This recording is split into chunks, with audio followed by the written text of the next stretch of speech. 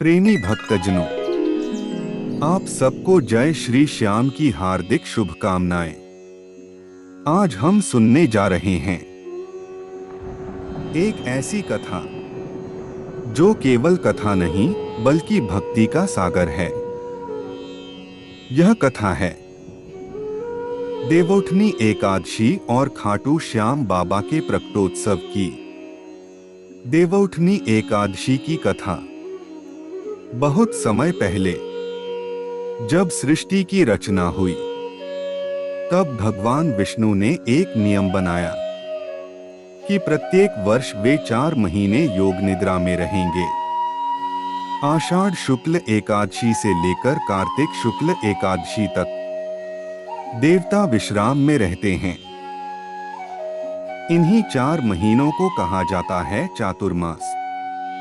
आषाढ़ शुक्ल एकादशी को भगवान विष्णु क्षीरसागर में शेषनाग की शैया पर विश्राम करने चले जाते हैं, और जब कार्तिक शुक्ल एकादशी आती है, भगवान अपनी योग निद्रा से जागते हैं। वह दिन कहलाता है देवउठनी एकादशी।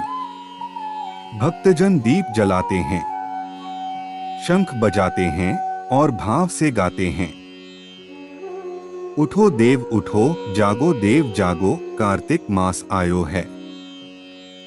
उस क्षण ऐसा लगता है मानो सारी सृष्टि में नया जीवन प्रवाहित हो गया हो।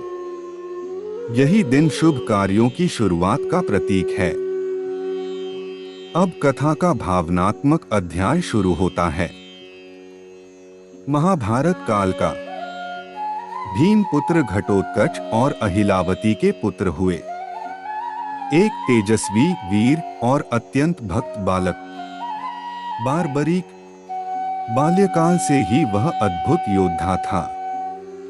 भगवान शिव की कठोर तपस्या कर उसे मिले 3 अमोघ बाण, इसलिए उसे कहा गया 3 बाणधारी।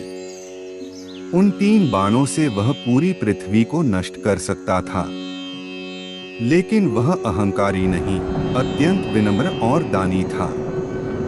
उसने माता से वचन दिया, मैं सदैव उस पक्ष की सहायता करूंगा जो युद्ध में हारता दिखे।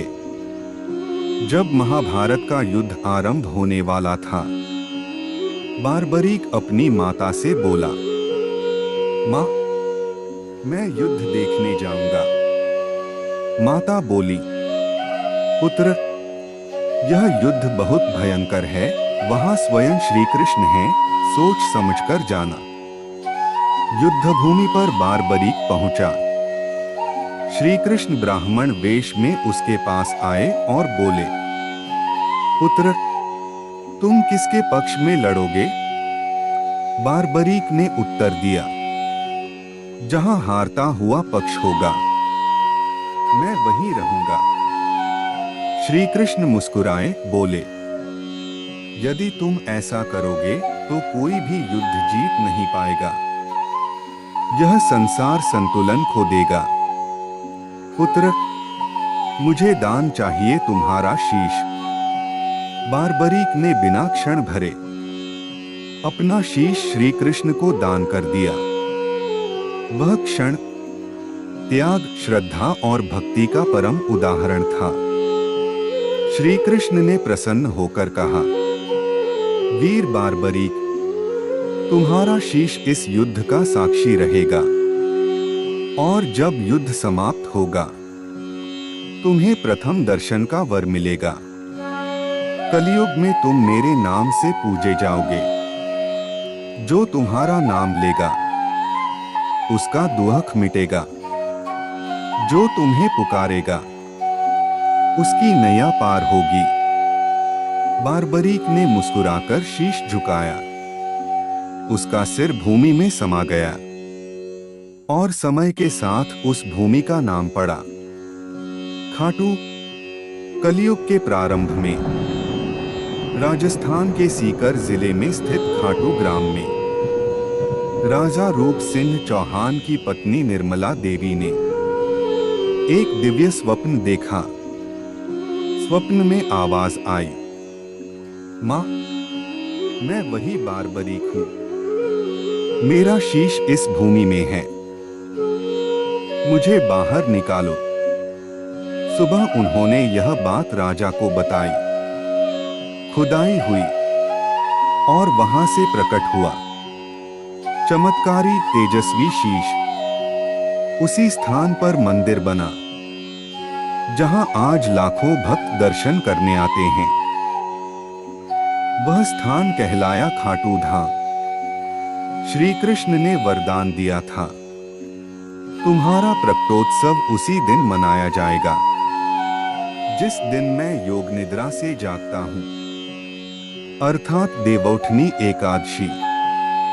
इसलिए प्रत्येक वर्ष कार्तिक शुक्ल एकादशी को खाटू श्याम बाबा का जन्म उत्सव धूमधाम से मनाया जाता है।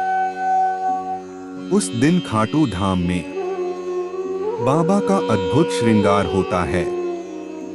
फूलों की वर्षा होती है, रात्रि जागरण होता है और भक्त गाते हैं, हारे का सहारा बाबा श्याम हमारा। इस दिन जो भक्त खाटू श्याम का नाम लेता है उसकी मनोकामना पूर्ण होती है। बाबा स्वयं कहते हैं, मैं हारों का सहारा हूं, मैं भक्तों का रखवाला हूं। भक्तजनों, श्याम बाबा केवल मंदिर में नहीं, भक्तों के हृदय में निवास करते हैं। जो टूट गया है